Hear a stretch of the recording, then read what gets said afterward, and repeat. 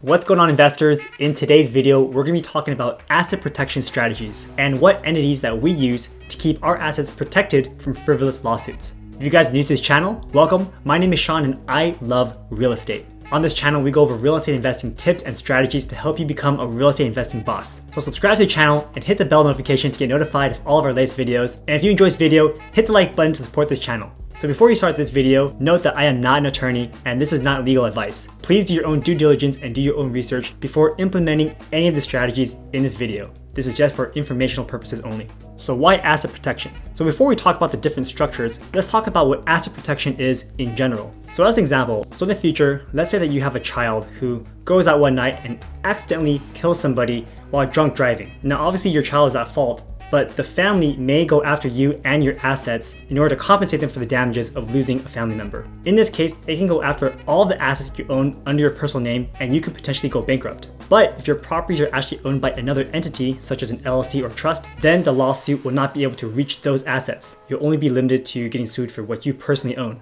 So in general, rich people like to put all their assets into different entities to separate them to limit your exposure so that the most that you can actually lose is whatever is in each individual entity bucket. They do this so that they don't own anything in their personal name, but they instead control all of it. And since lawyers are usually paid a percentage of the winnings, if they do a search on you and see that you don't own anything personally, then most lawyers might not even take the case to begin with. So how to set up asset protection structures? Now there are several ways that you can create entities, but the whole point is to set them up correctly so that when you get sued, they can't be penetrated and all the damages are limited to each LLC. So that's why we personally decided to work with Anderson Advisors. They're asset protection specialists that specialize in creating entities for this exact reason, and they work nationwide. And we actually chose their titanium package, which is the most expensive one they have because it allows us to create an unlimited amount of entities for the same price. Now with that package, we also get access to their platinum membership, which allows us to talk to someone on their legal team on a regular basis if we have any miscellaneous questions. So they're not going to be able to actually solve all your problems, but at least they're a good starting point for when you have a legal question. So if you're thinking about getting set up with an asset protection plan, then I highly recommend that you use the link down in the description to schedule a free 45-minute call with them. They'll be able to talk to you, find out where you are in your investing career, how many assets you have, and determine the right structure that works for you in your current position. Okay, so now let's go into our actual entity structures. And to visualize that, I'm going to bring it out over my iPad over here. So the first entity we have is a C Corp. Now this is a normal corporation like Apple, Google, Nvidia, and they're all protected and taxed the exact same way. So with our C Corp, we're going to be doing active real estate with it. We're going to be doing our fix and flips from it, wholesaling, and if we ever do private money loans, we could do loans here too. This is the business that we're going to be doing our active real estate from. And the reason why we do it like this is so that if there's an issue with our flips, if there's an issue with our wholesales or our loans, then ultimately they can only go back and sue the corporation and not us personally. We are just owners of the corporation. In the future, we might actually even create another LLC that's underneath the C Corp. So this LLC belongs to C Corp. We can have a whole bunch of LLCs. There's no limit to them. And then through every LLC that we own, we can actually flip through them. So we can have flip 1 here, we can have flip 2, the same LLC, we can have flip 3, and then flip 4, etc. So you might be asking, like, what's the point of doing all this complicated stuff? Well, let's imagine in the future that flip 1, 2, and 3 are good, but something happens in flip 4. If we do this in the right structure, we can actually flip our property in this LLC for flip number 4, and then when we're done selling the property, we can close this LLC so they no longer exist anymore. The profits from flip 4 all go back into the C Corp anyway, and then from there, we distribute the money. But if something happens in the future and the borrowers want to sue us, who are they going to sue? This LLC no longer exists. The corporation owned the LLC, but the LLC itself doesn't exist. So they won't be able to sue us as long as no fraud was involved. So C Corps are also interesting because you pay less tax on this money. Corporations are only taxed at around 21%, which is much lower than personal income tax at say 35%. Now, to get the money out of the C Corp is a little bit tricky. You can do it in two ways. One, we can pay ourselves a salary. Because I'm the CEO of this corporation, I can pay myself a reasonable salary. As an owner of a C Corp, I can also get the money back out as a distribution through dividends. So just like how you get a dividend from buying Apple shares, I can also give a dividend to myself by being an owner of this corporation. So those are two main ways that you get money, and yes, you do get taxed in those cases. So ultimately, what you can do though, and what we plan on doing is let's just continue flipping and making money in the corporation, and we don't necessarily need to take it out, right? We can do a lot of things with the money in the corporation and do active business with it without having to take out the money. So that's number 1. Our active income is all gonna be done through this big corporation. Now, the second thing that we have are the holding companies. So Sharon and I own a lot of real estate, and before this, we were owning them all under our personal names. We've been told time and again that it is not very smart to have them all under personal names. If something happens on our properties, they can come back and sue us and get all of the other property we own. So now we're being a little bit smarter, because we are more in the public eye now. We have a lot more properties. We decided to finally do this and put all our properties into these different structures. So the three things that we have for this are WSTs, Trustee LLC, and then Holding LLC.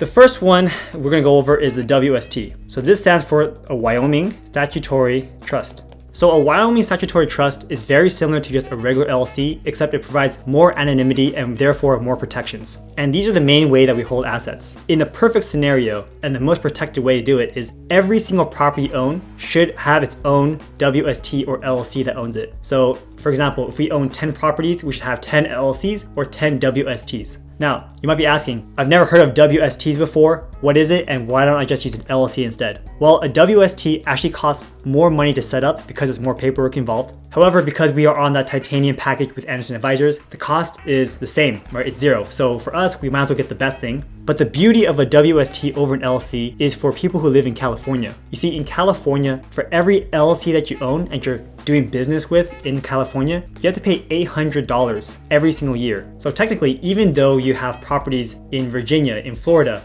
if you live in California and you have those properties there and they're in an LLC that you own, technically you're still doing business in California and they're going to charge you $800 a year for every LLC that you own for these rental properties. So then as an example, if you had 10 properties and 10 LLCs, then you'd be paying $8,000 a year. So for us, that wasn't really worth it. So we decided on not doing LLCs. With the WST, luckily you don't have that $800 a year fee for every LLC that you have. So that's why we decided to go with WSTs as well. So if you're in California, definitely look into WSTs. Okay, the next thing we have is a Trustee LLC. So a trustee is basically the one that controls how these WSTs work, right? Because they're trusts. And in a trust, you have a trustee. This can be anything, right? Now, we were told to create a Trustee LLC instead of having our own personal names because, again, it creates that form of anonymity. If I just had Sean Pan as a trustee, then they would know, oh, the trustee of this WST that this property has is basically owned by Sean Pan. So the anonymity isn't there. That's why we created this shell company here. This Trustee LLC doesn't actually own any assets. It doesn't make any profit, does no business. It's just a name. So we created an LLC just for the name that we have on the Secretary of State's website. So when someone looks up our WSTs, they can see who owns it and they can see who the trustee is. So in this case, the trustee is this Trustee LLC that we created with some random name. And then finally, we have this Holding LLC. So this Holding LLC owns all of the WSTs, and all the profits and operating expenses all come from this Holding LLC's bank account. So the money is passed through. You can have money come through here, you can have money go back into WSTs. It's okay. It's all under one structure. So now that we understand the different Lego blocks, let me actually draw it out for you so that you have a better understanding. So on top here is our Holding LLC. And then we have a bunch of WSTs. So WST, WST, WST, and WST. So this guy owns all 4 of them. And then each one of these WSTs then owns different properties. So I'll say this is one house, this is another house. I'm sure you guys get the point, right? Each of these WSTs owns property. And the way that you want to separate these usually is you want an equal amount. Because let's say something happens to this property. Based on this structure, the only things that can be lost is everything under this WST. So if something really bad happens to this property, these 3 won't be affected at all. That's the whole point of asset protection. And not to mention all of my personal assets, my stocks, my personal crypto, that's not going to be touched if something happens to these real estate projects. On the flip side, let's say I do something wrong and I'm negligent and I accidentally kill somebody through poor driving. Then they can go after my personal assets, but they can't touch anything under this Holding LLC because that's not me. I don't own it, the Holding LLC owns it. I only control it. Now, going back to what I mentioned, so because Sharon and I are now married, we've actually decided to combine our portfolios, and our WSTs are now separated based on the states that we own property in. So for example, this is going to be our California WST, a Georgia WST, a Florida WST, and a Texas WST. And we figured that for every state that we start buying more properties in, we'll create a new WST and start putting properties over there. And I'll go into a little bit later why we don't just have one WST per property. Now I know this structure may be confusing. If you guys have any questions about how this is and why we structured the way it is, definitely drop a comment down below and I'll do my best to answer them. Now that I've explained our asset protection strategy and our structure, I'm gonna tell you the things that you should watch out for. And this is why we don't have one WST for every property that we own. just because you can create an unlimited amount doesn't mean you should. Now, first of all,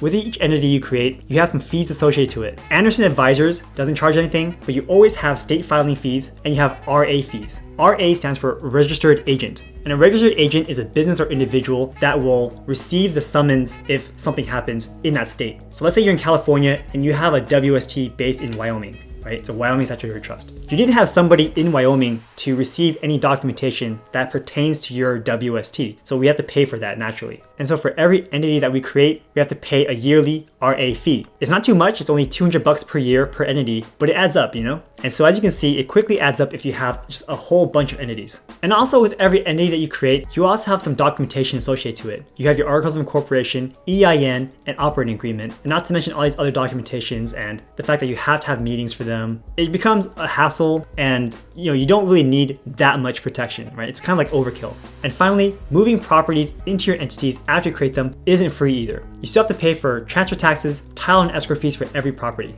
And it can get quite pricey, especially if you're moving a bunch of properties all at the same time. So be aware of what you're doing before you just go out and open a bunch of LLCs. So in conclusion, who should and shouldn't create entities for asset protection? I would say that if you're brand new to real estate investing and you don't have a lot of assets, then it's okay to just buy properties and close them under your personal name. To many investors, creating these structures are overkill because the chance of you getting sued is relatively small, but the costs associated with creating them are non-negligible. However, as you build more assets and you become more well-known, then I think it is in your best interest to start creating entities and doing asset protection strategies to protect yourself. The cost may be high, but I guarantee you that the costs you spend to protect yourself are far cheaper than the cost that you'll pay when you get sued. And for what it's worth, I spent my first 5 years in the industry buying properties, flipping homes without setting up any of my systems. And during that time, I definitely did my research and I looked out there for what company that I wanted to work with. And ultimately, I decided on working with Anderson Advisors because they're well known, they have good reputation, and I didn't want to risk doing everything by myself just to save some money because at the end of the day, the whole point is if you get sued that your structures are bulletproof.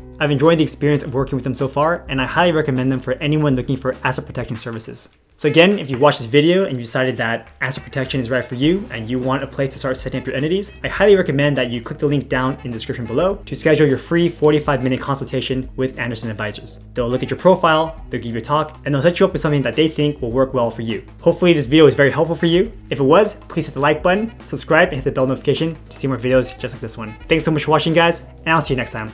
Take care.